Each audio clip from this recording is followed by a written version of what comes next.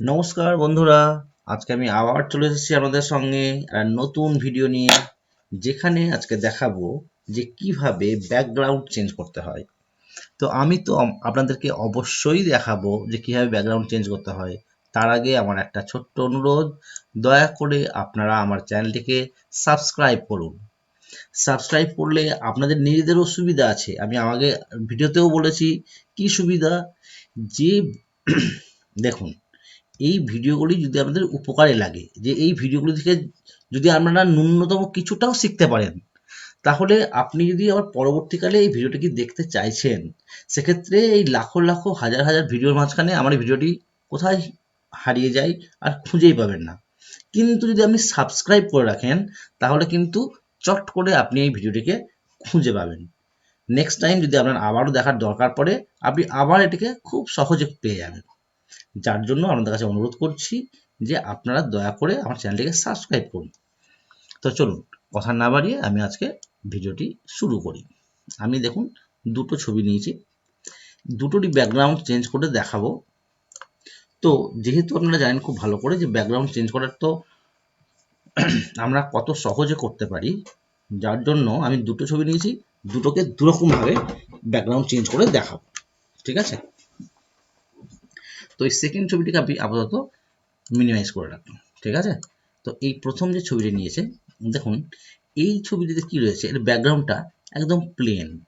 ঠিক আছে, এবং একই কালারের আছে, দেখুন সাদা টাইপের, তাই না? কিছুটা সাদা কিছুটা কালো হয়ে রয়েছে। তো চলুন, প্রথমত আমি এখানে ব্যাকগ্রাউন্ডও নিয়ে রেখেছি। তো ব্যাকগ্রাউন্ড আমার কাছে এখানে দুটো ব্যাকগ্রাউন্ড রয়েছে, আমি দুটো ছবিকে এখানে ব্যাকগ্রাউন্ডটা চেঞ্জ করব। ঠিক আছে, আমি আপনাদেরকে আর একটা কথা শিখিয়ে রাখি, যখনই আপনারা কোনো ছবি নিয়ে কাজ করবেন, তো সেই ছবির কাজ করার সময় অরিজিনাল ছবিটিতে কখনোই কাজ করবেন না, তারপর সেটা নষ্ট হয়ে যাওয়ার সম্ভাবনা থাকে। সেক্ষেত্রে আপনি কি করবেন, আপনি অবশ্যই একটি ডুপ্লিকেট কপি তৈরি করে নেবেন। ঠিক আছে, ডুপ্লিকেট কপি তৈরি করে নিয়ে যদি আপনি তার উপরে কাজ করেন, তাহলে কিন্তু সেক্ষেত্রে আপনার অরিজিনাল যে ছবিটা থাকে, সেই অরিজিনাল ছবিটা কিন্তু নষ্ট হয় না, পরবর্তীকালে আপনি সেটাকে আবার কাজ করতে পারেন। ঠিক আছে,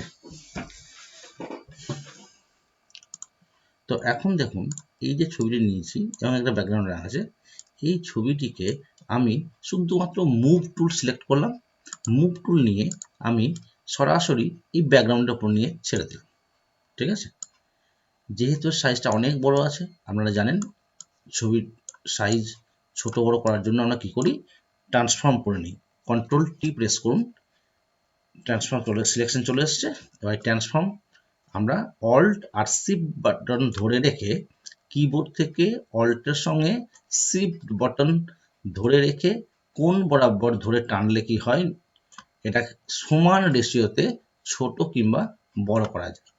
সমান রেশিওতে বড় করা বা ছোট করা, তার মানে চারিদিক থেকে ছবিটি সমানভাবে ছোট বড় হয়, যাতে করে ছবিটির চেহারার মধ্যে কোনো ব্যতিক্রম হয় না। ঠিক আছে, তো আমি এরকমভাবে ছবিটিকে আগে সাইজে, সঠিকভাবে সাইজে এটার সঙ্গে আমি অ্যাডজাস্ট যতটা হয় অ্যাডজাস্ট করা সম্ভব এই ব্যাকগ্রাউন্ডের সঙ্গে, সেরকমভাবে আমি কি করছি, এটাকে ছোট বা বড় করে নেব।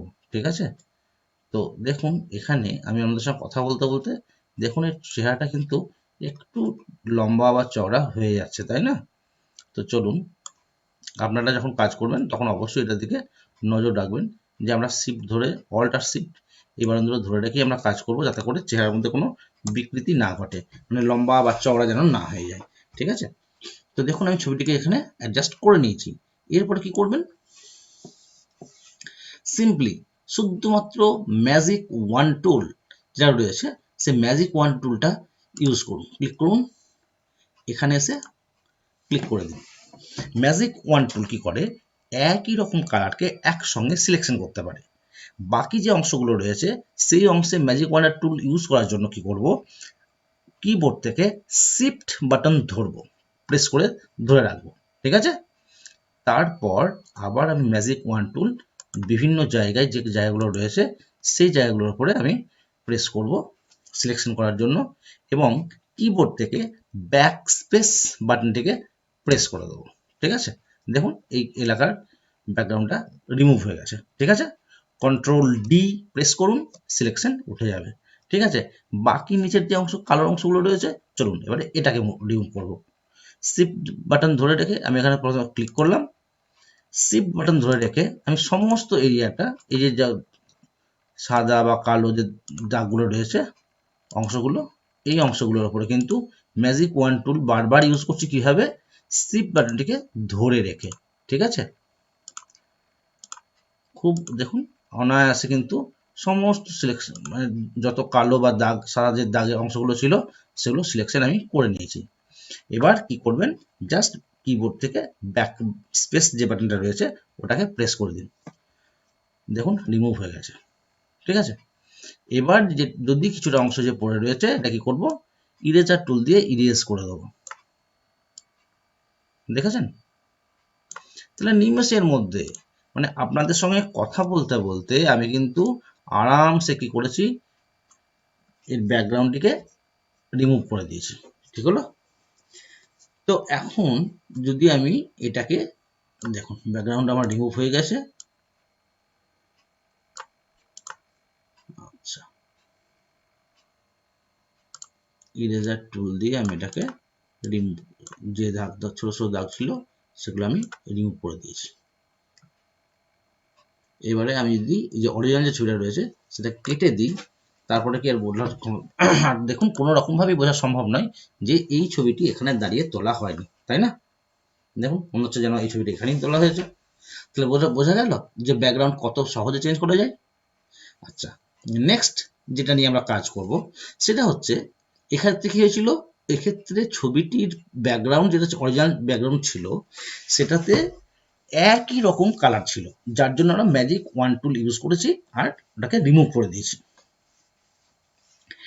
দ্বিতীয় যে ছবিটি আছে সেই ছবিটি দেখুন কি হয়েছে, ব্যাকগ্রাউন্ডে দেখুন কত রকমের রয়েছে। এই যে দরজা রয়েছে, দরজার ডিজাইন রয়েছে, এখানে রয়েছে মেঝে যেখানে দাঁড়িয়ে রয়েছে, ফ্লোর সেখানটা দেখুন। তাহলে এই যে ধরনের আপনি বলতে পারেন যে অমসৃণ যে ব্যাকগ্রাউন্ড, সেখানে কিন্তু আমরা ম্যাজিক ওয়ান টুল ইউজ করতে পারি না। সেক্ষেত্রে আমরা কি করব, পেন টুল দিয়ে এটাকে আমরা রিমুভ করে নেব। ঠিক আছে, চলুন এই আপাতত প্রথম ছবিটিকে আমরা মিনিমাইজ করে রাখি, ওটা তো ব্যাকগ্রাউন্ড চেঞ্জ করে দিয়েছি। দ্বিতীয় টুল যে ছবিটা নিয়েছি সেটাকে আমরা প্রথমত কি করব, জুম করে নেব। ঠিক আছে, কন্ট্রোল প্লাস প্লাস বাটন, কন্ট্রোলের সাথে সাথে যে আমাদের এখানে কিবোর্ডে বড় প্লাস যে বাটনটা রয়েছে সেটা প্রেস করে কি করছি, আমি এটাকে জুম করে নিলাম। ঠিক আছে, স্পেস বারটিকে যদি আমরা চেপে ধরে রাখি তাহলে কি হয়, হ্যান্ড টুলে পরিণত হয়ে যায়। হ্যান্ড টুলে পরিণত হয়ে গেছে, আমরা এটাকে কিন্তু মাউস ড্র্যাগ করে ছবিটিকে মুভ করাতে পারছি। ঠিক আছে, এবারে কি করব, এই টুল প্যানেল থেকে পেন টুল, ঠিক আছে, এই পেন টুলটিকে আমরা নিয়ে নেব। পেন টুল নিয়ে এখান থেকে আমরা কি করব, পেন টুল যখন সিলেকশন করবেন অবশ্যই আপনাদের কাছে ধ্যান রাখতে হবে, এদিকে দেখুন ওপরে চলে আসুন, এখানে রয়েছে পাথ আর এইদিকে রয়েছে আপনার সেফ। আমরা সেফে কিন্তু ক্লিক থাকলে চলবে না, আমরা পাথটাকেই সিলেকশনে রাখবো। ঠিক আছে, এটা কিন্তু আমাদের যেন আপনারা অবশ্যই লক্ষ্য রাখবেন যখন আপনারা নিজেরা পেন টুল ইউজ করছেন। এরপরে কি করব, আমরা এই ছবিটিকে পেন টুল দিয়ে ধীরে ধীরে ছোট ছোট ছোট ছোট ছোট করে আমরা স্ট্রোক নিতে থাকবো। ঠিক আছে, একদম ছবির ধার বরাবর। যেহেতু ফটোটিকে আমরা কি করব, ব্যাকগ্রাউন্ড থেকে রিমুভ করতে চাই, মানে সরিয়ে নিতে চাইছি, তাহলে আমি পেন টুল দিয়ে কিন্তু এখানে আমরা একদম ছবির মানে ফটোটা রয়েছে সেই ছবির ধার বরাবর আমরা এদিক থেকে এটাকে স্ট্রোক নিতে থাকবো। ঠিক আছে, মানে অর্থাৎ একটা করে ক্লিক করছি। ঠিক আছে, এবার এইভাবে আপনারা যখন করবেন তখন কিন্তু একটু সাবধানতা অবলম্বন করবেন, যে ছবি যে স্ট্রোকটা নিচ্ছি, মানে যে দাগ আমি ক্রিয়েট করছি, যে সিলেকশনটা ক্রিয়েট করছি, সেই সিলেকশন যেন একেবারে গায়ের ওপরেও যেন না চলে যায়, আবার ব্যাকগ্রাউন্ডটাও যেন বেশি ধরা না পড়ে। ঠিক আছে, তো আপনি যত সূক্ষ্মভাবে ছবিটিকে জুম করে নিয়ে যত সময় দিয়ে সূক্ষ্মভাবে আপনি সিলেকশনটি করতে থাকবেন না, তত আপনার সিলেকশনটা কিন্তু নিখুঁত হবে। ঠিক আছে, মানে তাড়াহুড়ো করে করলে কিন্তু কি হয়, ব্যাকগ্রাউন্ডটি ধরা পড়ে চলে আসে ছবির সঙ্গে। ঠিক আছে, সেক্ষেত্রে দেখে বাজে লাগে। তো আমরা চেষ্টা করব যাতে করে যতটা সম্ভব নিখুঁতভাবে এই সিলেকশনটি নিয়ে আসার। ঠিক আছে, তো দেখুন আমি কিন্তু ছোট ছোট ছোট ছোট স্ট্রোক দিচ্ছি। ঠিক আছে, বিশেষ করে যখন কার্ভ মানে যখন বাঁকা আঁকামাঁকা জায়গাগুলি থাকবে, সেখানে কিন্তু খুব বেশি নজর দিয়ে আপনাকে এটা করতে হবে। ঠিক আছে,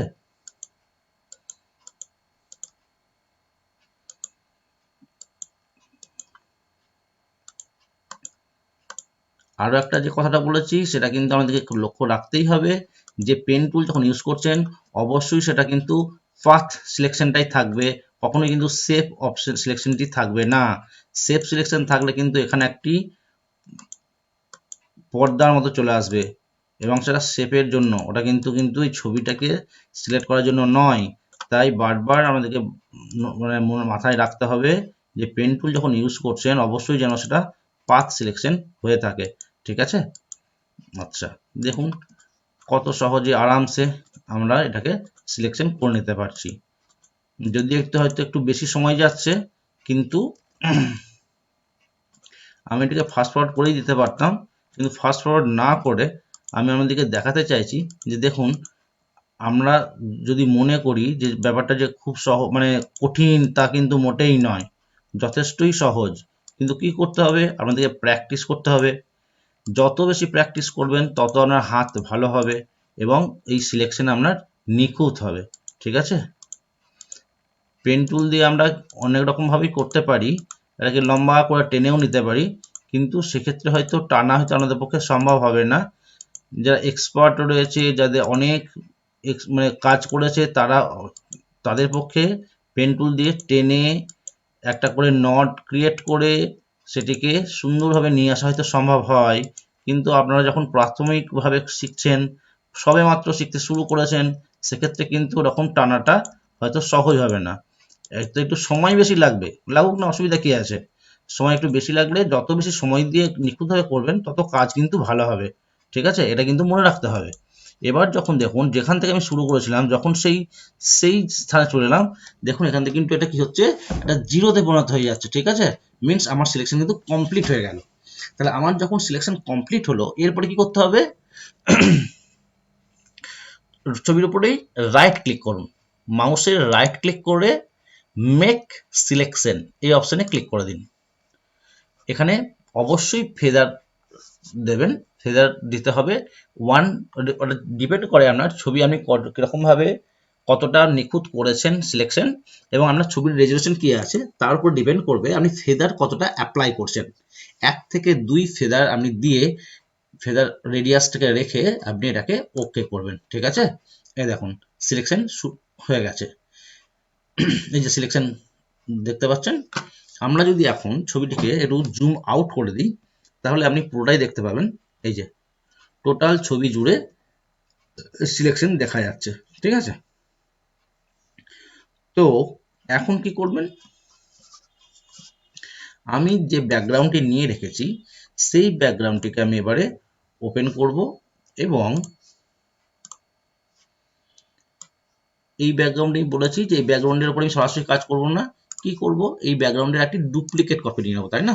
চলুন ডুপ্লিকেট কপি নিয়ে নিয়েছি, ওকে করে দিন। ঠিক হলো, কপিটা থাক, আর অরিজিনাল যেটা ছিল সেটাকে আমরা এখান থেকে ক্লোজ করে দেবো।